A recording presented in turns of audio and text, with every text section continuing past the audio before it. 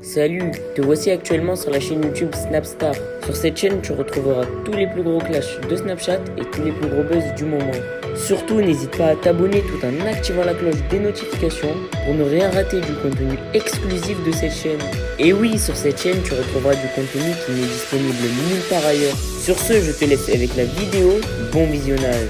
Comme vous avez pu le remarquer en regardant le titre et la miniature de cette vidéo, aujourd'hui nous allons essentiellement parler de Samzira et de Maeva Genam. Vous devez certainement tous la connaître. Maeva Genam, c'est une candidate emblématique de la télé-réalité française et Samzira, c'est un blogueur. Comme vous le savez, Samzira et Maeva se détestent et c'est pour cela qu'ils n'ont jamais fait d'interview ensemble. Dans cette vidéo, Sam est furieux et il a décidé de s'en prendre violemment à Maeva suite à sa prise de parole. En effet, il n'a pas du tout mâché ses mots et il a clairement ridiculisé Maeva sur les réseaux sociaux. Je vous laisse sans plus tarder avec sa prise de parole et pensez que vous pouvez soutenir notre chaîne pour bénéficier d'avantages exclusifs.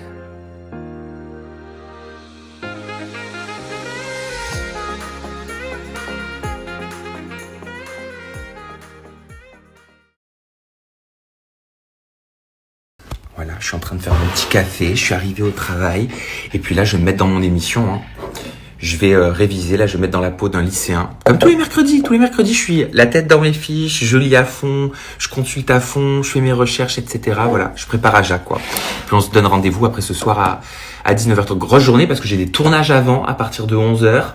J'en ai à partir de 17h, et après en live sur Aja. Juste un petit mot avant que je m'y mette par rapport à ce qui s'est passé hier. Moi, ça, je vais en faire mon combat. Je vous le dis clairement. Parce que c'est un vrai ras-le-bol, mais c'est un ras-le-bol. Je vais me servir de ce ras-le-bol, en fait, pour mettre la lumière sur ce fléau. Ce sont les personnalités dangereuses, qui sont mises en avant par les chaînes, qui se font d'ailleurs gracieusement de la thune, qui se sont fait gracieusement de la thune sur leur placement de produits frauduleux, parce que c'était clairement cautionné. Mais ça, on en parlera un petit peu plus tard. Et ce fléau, c'est d'utiliser le harcèlement à tout va. C'est d'accuser à tort des personnes de harcèlement, alors que quand on regarde juste la situation, on se dit, mais c'est même pas que c'est démesuré, c'est que c'est à côté de la plaque totale. C'est que c'est de la manipulation, c'est du détournement, en fait, d'une intention, d'une situation. Voilà. Ça, c'est très grave de faire ça. C'est très grave, comme c'est aussi grave de se servir du fait de mettre fin à sa vie dans des situations qui... J'estime que c'est pas possible aujourd'hui d'utiliser des fléaux comme ça parce que c'est cracher honteusement, égoïstement sur les familles qui ont perdu des personnes à cause du harcèlement. C'est honteux de faire ça. C'est vraiment à gerber. Mais en fait, c'est pas plus à gerber que des stories avec des comportements malhonnêtes qui sont diffusés ou des placements de produits frauduleux qui sont faits depuis des années. Voilà. Mais c'est le fonctionnement de certaines personnes. Et ça, c'est pas possible. Et ça maintenant, j'en fais mon combat.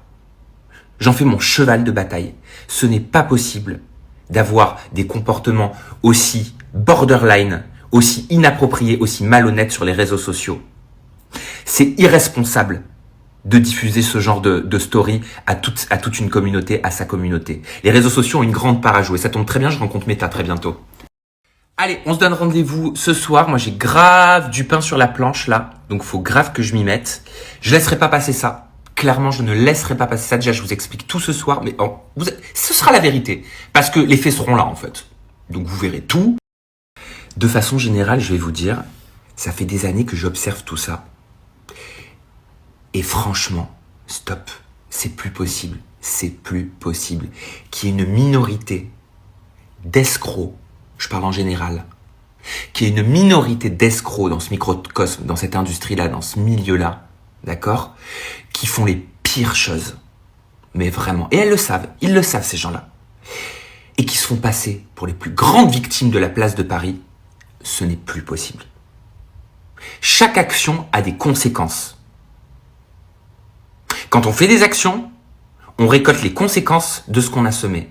Je ne dis pas que tout est justifié. Je dis juste qu'il ne faut pas s'étonner.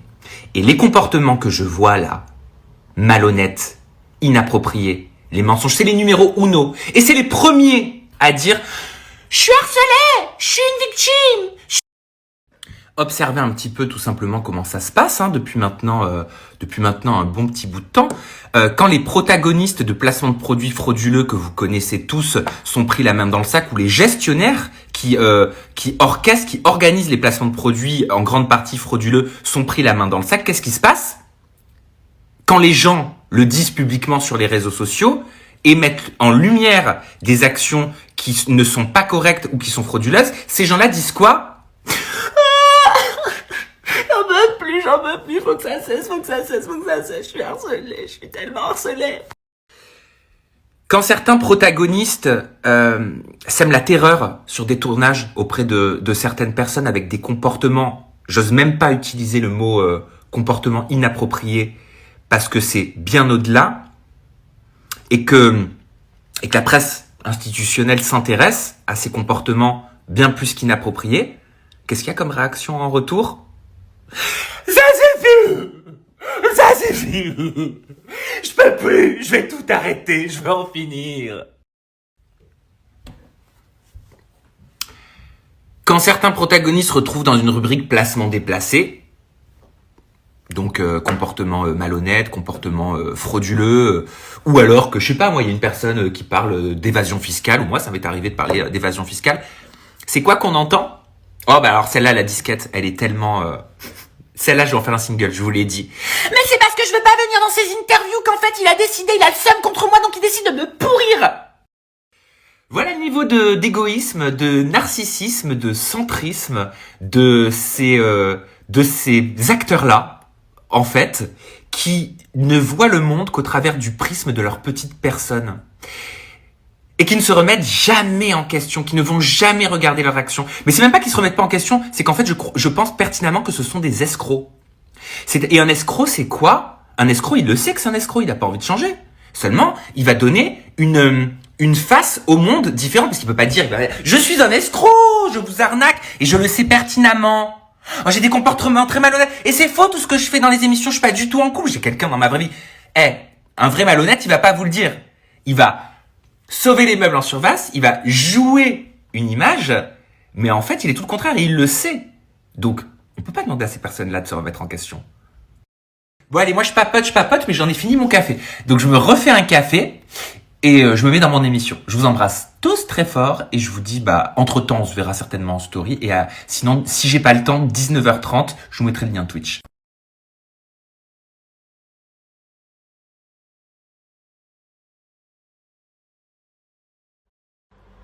Bon, sinon les amours, moi je commence à perdre mon bronzage là, il faut que je me mette au soleil. Mais en fait, j'ai l'impression, moi je peux bronzer que le dimanche. Et je vous jure, tous les dimanches, il pleut. Non mais c'est incroyable, donc je bronze pas. Donc je commence à le perdre. Bref, j'espère que tout va bien pour vous. Je sais qu'à Dubaï, il fait bon, mais il fait chaud. Et en France, je sais pas si encore il commence à faire froid. Putain, je me languis trop de rentrer en France, mettre des vestes, des doudous et tout. J'aime trop le froid. En fait, depuis que je vis à Dubaï, et le froid, ça me manque. Alors que moi, je suis une fille, j'aime beaucoup la chaleur. Bon, je vous laisse mes bébés d'amour. Je vous fais plein de gros bisous. Et je vous aime fort. Bon.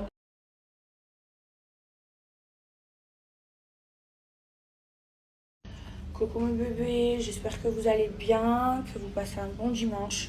Écoutez, moi ça va, j'ai plus de cils, je ressemble à une Thaïlandaise. Voilà, moi ce dimanche, je me repose. Putain, moi hier j'étais en train de vous parler de mon bronzage, mais je vous jure, ça fait 3 semaines, je suis coupée du monde. Je prends mon téléphone et du coup, je suis tellement coupée du monde que je sais pas tout ce qui se passe et je savais même pas qu'il y avait pénurie d'essence. Je viens de le voir, mais non, mais c'est tard, plein de choses qui se passent en France. Genre, je sais pas comment ça peut être possible d'être en pénurie d'essence.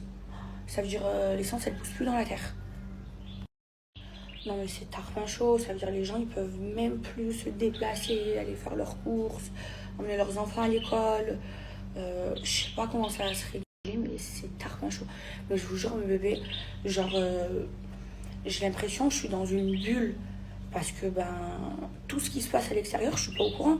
J'ai pas la télévision, j'ai pas la radio, j'ai pas les infos. Donc je sais pas ce qui se passe à l'extérieur. Je suis vraiment dans une bulle. Et moi, je suis là, je vous parle de mon bronzage et du fait que j'ai plus de cils et que je ressemble à une Thaïlandaise.